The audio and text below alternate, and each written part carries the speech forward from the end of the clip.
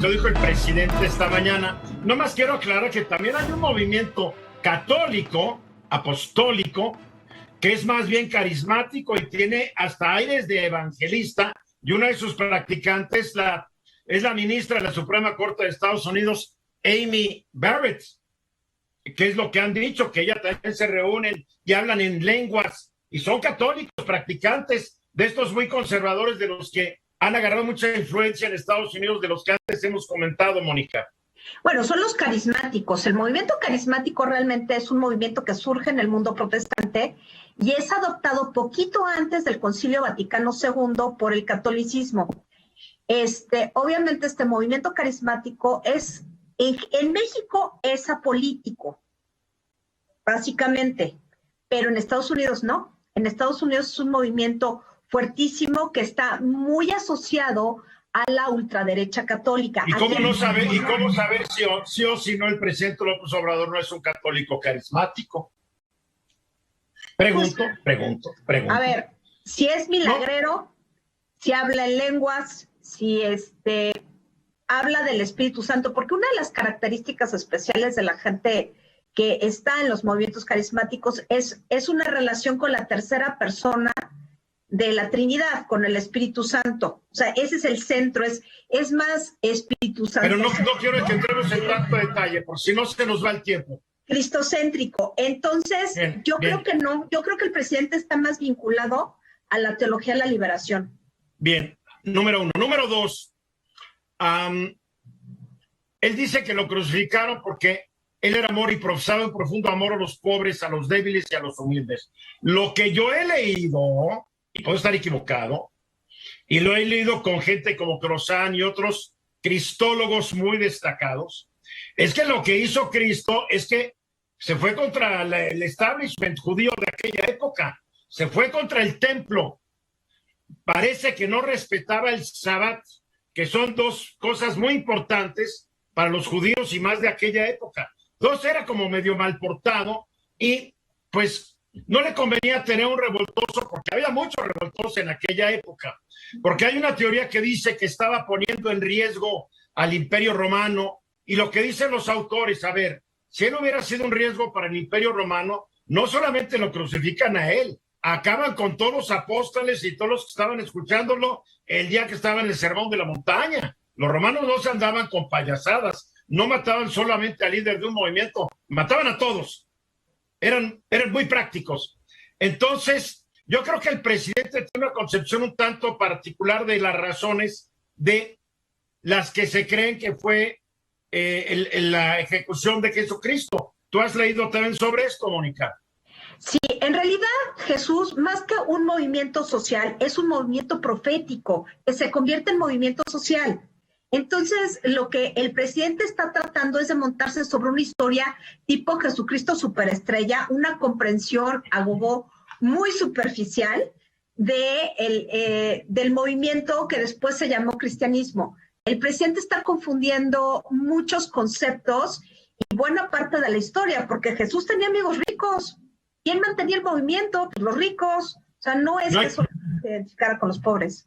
Y no hay que olvidar que en el Viejo Testamento abundan los libros proféticos, los proverbios, en donde dicen que Dios exige que la gente sea misericordiosa, que cuide a los pobres. O sea, el judaísmo del Viejo Testamento abunda en todas estas recomendaciones divinas, hacer justicia a los pobres, no dejar que los ricos abusen de su poder.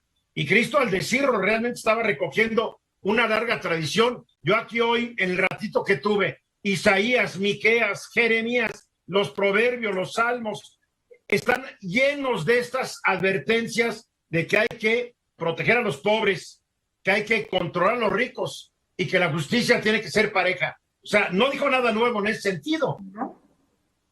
Bien, no, la novedad está en otro lado. Sí, y yo creo que cuando equipara la figura de Cristo a luchador social, pues bueno, desde el punto de vista teológico sí lo está rebajando, porque para una persona que cree que Cristo, al decir que es un mero luchador social, lo estás como mundanizando, por decirlo de algún modo. Y yo creo que, sí, insisto en que la cuestión el mensaje de Cristo es fundamentalmente, lo está diciendo, que Dios es amor y que hay que amar al prójimo como uno mismo y que sí hay que decantarse por los pobres, ¿no? Y lo ha dicho el Papa Francisco. Pero esa es pero perdóname, Venus, lo acabo de decir, es una tradición que venía desde el año 600 antes de Cristo. Cristo no descubrió el hilo negro en eso. No, en eso no lo descubrió. Habló como muchos profetas lo habían hablado. Ojo, no hay que irnos con el Cristo y sus enseñanzas que te enseñaron en tu catecismo para tu primera comunión, Venus. Tú has estudiado teología. El problema es un poco más complicado. Sí, lo es. Juan. Muy complicado. Para mí, el asunto es un manejo pueril de la fe de la gente, sobre todo de los menos educados, de los que menos tienen. El partido se llama Morena, no es casualidad, sabedor de que el pueblo de México sigue a la Virgen Morena desde siempre. Y es Movimiento Nacional Regeneración. Hijo, qué mal pensado eres, Juan. Fíjate que tienes razón, yo ni sabía cómo se llamaba, solo sabía que se llamaba Morena. Pues no digas que no sabías, porque entonces demuestras una ignorancia terrible. Como la de muchas gentes que siguen... Tú no estás en ese nivel, no te me hagas guaje. Ay, yo no sabía, ¿qué sabías? Ay, Juan.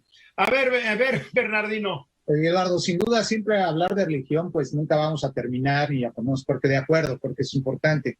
Yo lo veo desde el punto de vista del Estado de Derecho, lo que es varios derechos. Uno de ellos, la libertad de expresión, la libertad de opinión, sin duda ahí está, me parece claro. Muy bien.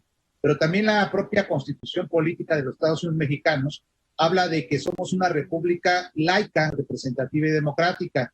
Y también habla de que hay que tener separada la Iglesia del Estado. Yo no sé si estas opiniones, esta libertad de expresión, se puede externar en torno justamente por parte de esta forma de gobernar. En ese sentido. Yo no lo creo. El presidente dijo las cosas que en él cree como persona, como individuo. Por eso hablo antes había dicho que hay total libertad y que hay una separación del Estado. Yo hasta lo veo saludable, la verdad. Sin duda, Eduardo, pero también hay que tomar en consideración los otros principios constitucionales que tenemos. ¿Tú crees que violó la ley? Yo no creo que lo haya violado. Simplemente creo que no es el foro quizás en un momento determinado para hacer ese tipo de expresiones. Ese es un Le hicieron una pregunta y él contestó. Está bien, como también pudo haber dicho, no puedo contestar en este momento. O sea, ¿y qué tal si a la hora de la hora él nomás ve a Jesucristo como un líder social y punto, y no lo ve como el Mesías, el Redentor y el Hijo de Dios? Libertad de opinión y de pensamiento que no se puede transgredir. Y esa es parte de ello, ¿no? Porque hay gente que se dice cristiana porque admira los valores que predicó Cristo sin aceptar que sea una figura divina. Para concluir, Mónica. Pues yo creo que fue una pregunta sembrada, que sí fue para entretener, o sea, no venía el caso, era algo así como, pues vamos a llenar el tiempo. Punto número 2, deja claro que él es creyente de Cristo. Bien. Y pues ya, o sea, no tiene... Esta fue una producción de Grupo Fórmula. Encuentra más contenido como este en radioformula.mx.